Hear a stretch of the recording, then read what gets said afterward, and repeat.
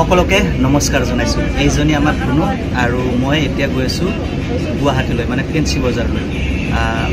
কিয় গৈ আছোঁ আপোনালোকে ভিডিঅ'টো চাই থাকিলে গম পাব। এতিয়া গ্ৰীণ বাছত উঠি লৈছোঁ আৰু গ্ৰীণ বাছেৰে এতিয়া এচি বাছ।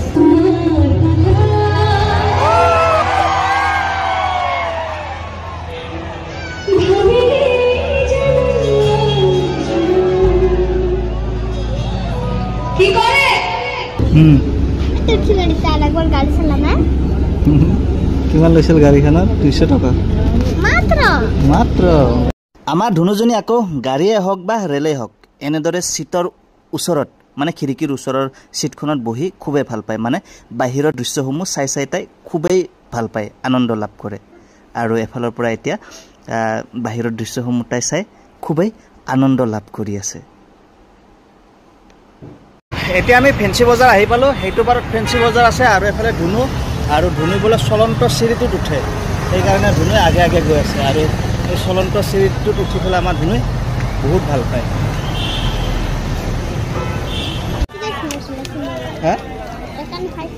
ধুনীয়া ধুনীয়া পায়। এতিয়া ধুনু আৰু মই ফেঞ্চি বজাৰত আহিলোঁ আৰু ফেঞ্চি বজাৰত এনেদৰে এতিয়া সোমাই গৈ আছোঁ। আৰু প্ৰথম কামটো হ'ল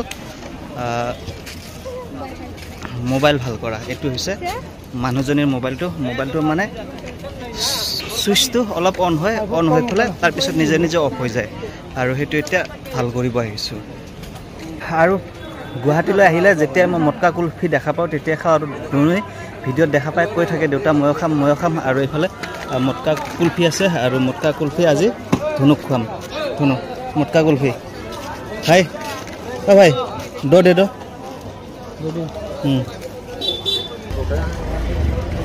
এইটো। আৰু আজি আমাৰ ধুনু কুলফি খাইছে। ধুনু কেনেকুৱা লাগিছে? ভাল লাগিছে। আৰু এতিয়া বেটাৰীটো সলাম, আৰু বেটাৰীটো বেয়া হৈছে, আৰু বেটাৰীটোৰ কাৰণে বোলে মোবাইলটো ছুইচ অন অফ হৈ যায়। ভিভ' আছিলে। আৰু ইয়াতে মোবাইলটোৰ বেটাৰীটো সলাই ল'লোঁ। 1 বছৰৰ গেৰাণ্টি দিছে, 900 টকা লৈছে। আৰু মোবাইলটোৰ চিন্তাটো দূৰ হ'ল।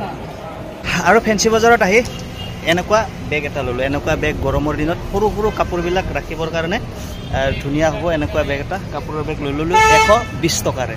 আৰু বেগটো ইয়াতে জাপি ভৰাই দিছে। আৰু এতিয়া ধুনু আমাৰ এই বেগটো ল'ব খুজি আছে। এই বেগটো হ'ল ডাঙৰ ছোৱালীবিলাকে লোৱা বেগ, আৰু আমাৰ ধুনু ল'ব বিচাৰি আছে। নালাগে ধুনু, এইটো ধুনুৰ কাৰণে নহয় এইটো। আৰু সেইদিনা আমিনগাঁৱৰ দেওবৰীয়া বজাৰত গৈ মানুহজনীৰ কাৰণে কুৰ্তা কিনিছিলোঁ, আৰু কুৰ্তাৰ লগত পিন্ধিবৰ কাৰণে এইটো প্লাজো এটা লৈ ল'লোঁ। আৰু ইয়াতে 200 টকাকৈ ল'লে প্লাজো।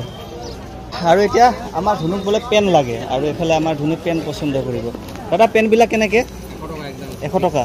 ধুনুক পচন্দ কৰি লওক কোনটো লাগে। কোনটো?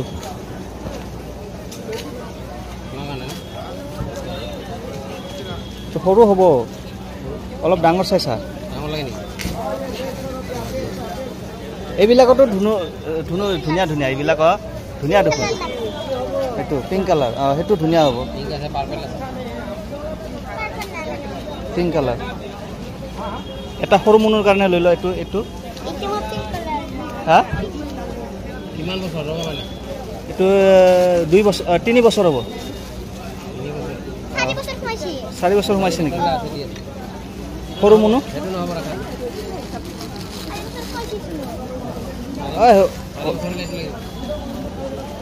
এইটো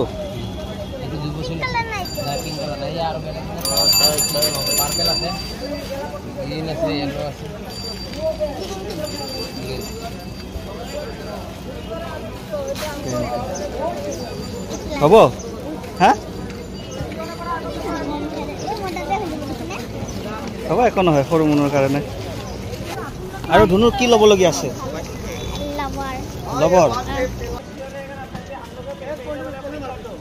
লবৰ ল'ব লাগে না ধুনু?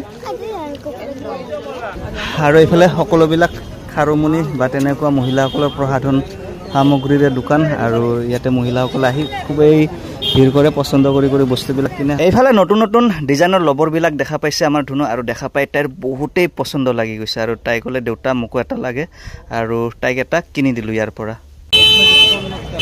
কেনেকুৱা ভাল লাগিছে এটা ফুৰ্তি ফুৰ্তি চাও কি আছে দুনিয়াতে ইয়াতে ক্লিপ আৰু এইবিলাক লব হা হা হয় নেকি এনেকুৱা ক্লিপ নালাগে হা নালাগে এনেকুৱা হা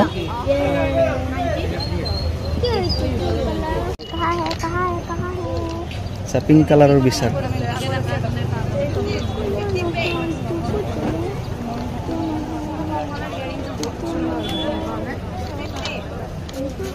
পিংক কালাৰ পোৱা নাই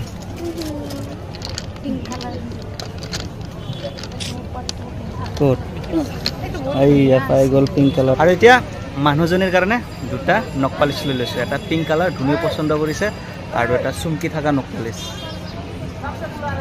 এই দুটা ধুন দাদা এইটো পইচাটো দি দিব দাদা অ দাদা এই দুটা লৈছোঁ পইচাটো দি দিব আপুনি অঁ ঠিক আছে মিক্সাৰটো খা ধুনো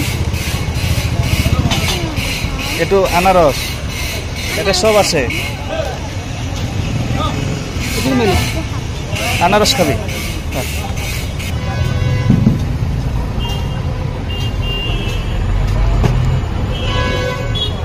আৰু ইয়াতে আমাৰ ধুনীয়া খালে পাইনএপল চাহ ধুনীয়া এটা চাওঁ কেনেকুৱা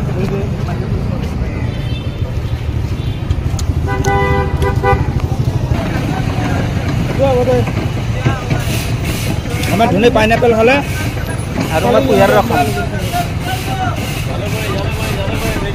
মই কুঁহিয়াৰ ৰস 1 গিলাচ খাম কাৰণ গৰমত কুঁহিয়াৰ ৰস বহুত উপকাৰী আৰু কুঁহিয়াৰ ৰস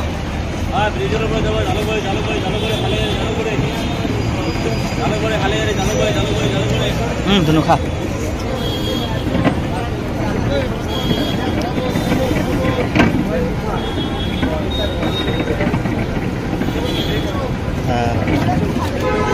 আজিৰ ভিডিঅ'টো ইমানতে শেষ কৰিলোঁ আপোনালোকৰ কেনেকুৱা লাগিল চাই ভাল লাগিলে লাইক কমেণ্ট শ্বেয়াৰ কৰিব